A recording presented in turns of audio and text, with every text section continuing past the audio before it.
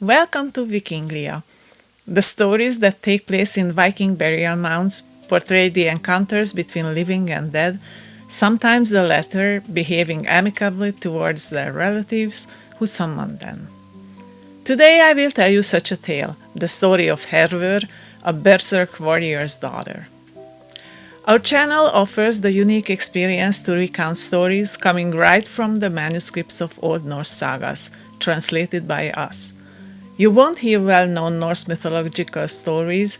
Our heroes are not Freya, Thor, or Loki, but common mortal Norsemen. Now let's begin with the prelude to Hervor's story. Hervor's father, Angantyr, and his brothers were all warriors and berserkers.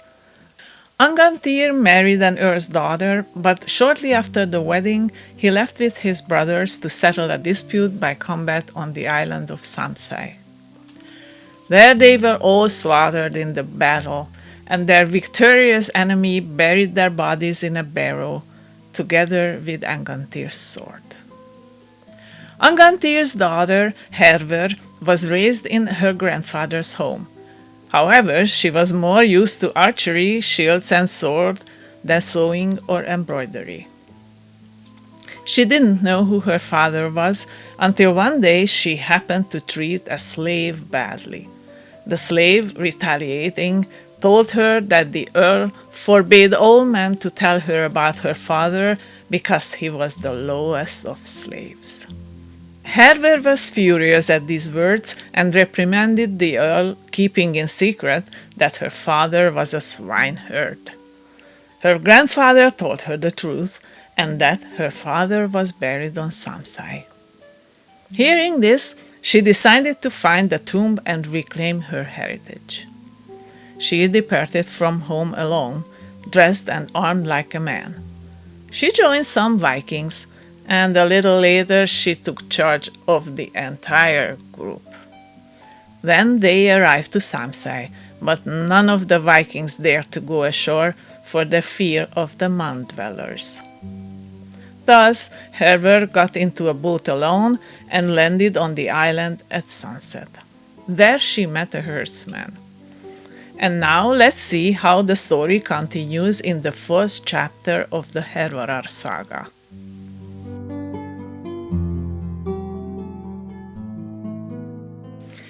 Who are you who dare set foot on the Isle of Samsei at sunset?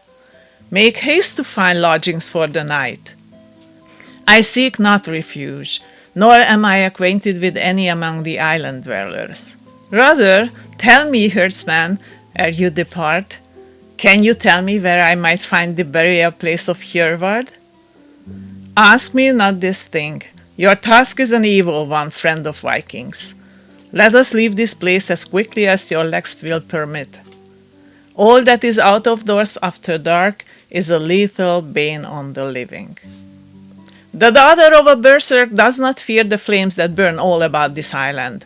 The descendant of a ruler does not take fright at such triflings. Let us discuss this more. I, for my part, hold any passing further alone in the dark night a fool. The fires flare up, the burial mounds open, and land and waters alike burst into flame. Leave here as fast as you may. As the herdsman hastened to take refuge, Hervor turned in precisely the opposite direction, making for the place where the tomb fires burned. Though they lay directly in her path, she feared not to pass among them, until in time she found the one she sought. Awake, Angantyr! I, Hervor, your only daughter, call you from sleep. Hervard, Hjörvard, Krani, Angantyr, I summon you one and all from the other world. Come in helm and armor, with sharpened swords, shields, and blood-stained ironclad spears. 4 brothers who fell in battle and are now all but earth, I wish to speak with you. As all around her stood aflame, the grave opened, and the grisly dead came forward. Angantyr himself stood in the tomb's doorway. But the girl's mind resolute did not flinch. Give me from the depths of the tomb Tyrfingr, the fine-honed sword forged by the Dvergar for my grandfather. Hervard, Hjörvard, Grani, Angantyr, all but your bones have rotted away therein. For this reason, I ask that you give me the sword forged by Dvalin. The dead have no need of precious weapons. Hervor, daughter, why do you call me with the strength of your magic? Do you think to invite trouble upon you? Or have you gone mad that now you wake the dead? I was buried by neither my father nor my kin. The two who survived the battle took Tyrfingr away, and now it belongs to one of them. I swear before the gods that you lie. You have not the sword, inasmuch as your flesh is not dissolved by the tomb. I see you do not wish to give me what is my birthright. Return to your ship, woman, if you can. Do not believe that you can frighten me with your nocturnal pyre. Though I be but human, and remain human flesh to this day, still I have found your mound. Give me that bane of every hauberk, that doom of every shield, that slayer of every enemy. Beneath my shoulder lies the slayer of my enemy. What can be seen of it is now licked by flames. I know of no human on this earth whose hand would dare wield it. I shall take it up. It shall be mine. I fear not the burning fires. They die when I cast my gaze upon them. You possess indeed the ancient power, Hervor, if you can quench flames with your glance. To you, therefore, I give the sword from my grave. I cannot deny you. Hervor, my cunning daughter, listen to me, and I shall tell you what is to transpire. I see beforehand that Tyrfingr will bring about the ruin of your family. You will have a son who will bear the power of the sword.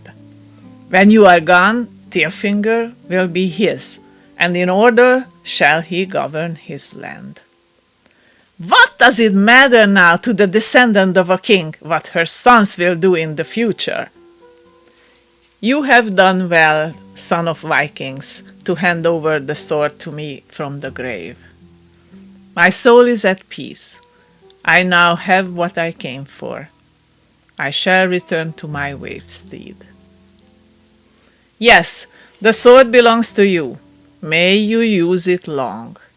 Keep it in its sheath, and be vigilant lest you touch its edges, as both are poisoned.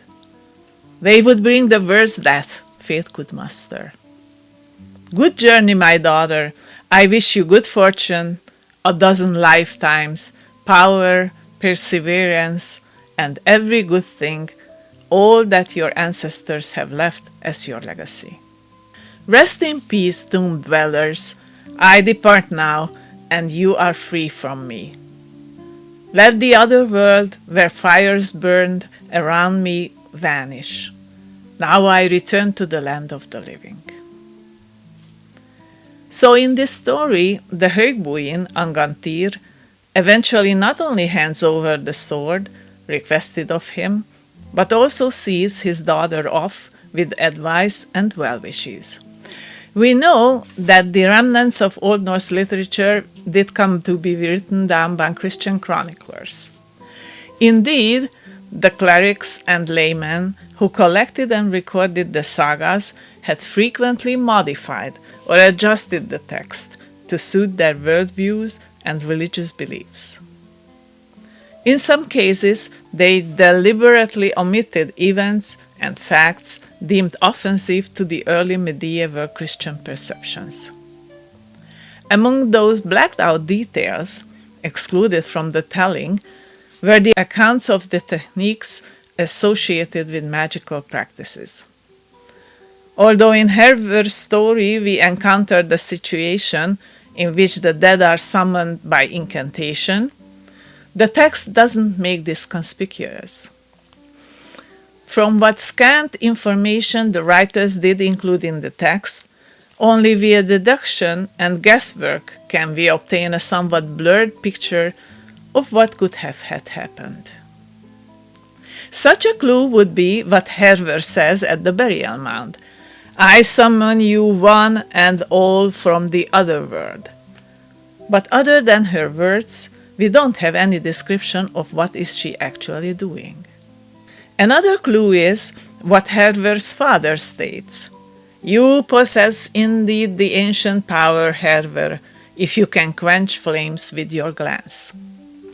In fact, both clues are pointing to a person who has magical power to call up the dead from their graves, talk to them, and also control the elements.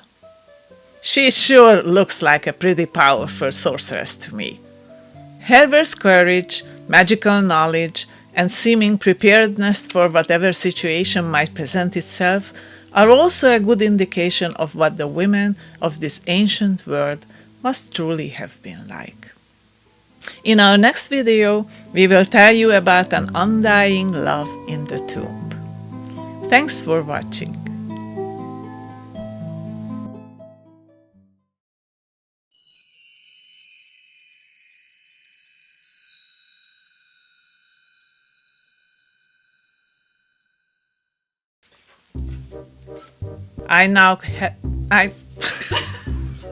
And reprimanded the Earl. Let us leave this place as quickly as our legs will permit. I Hervor, oh, I see beforehand that Tyrfingr will bring about. I see. Tyrfingr will bring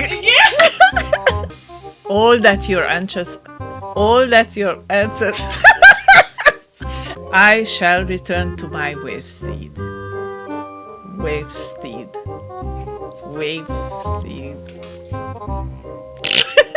Okay, Tyrfingr will bring. Okay. Yes.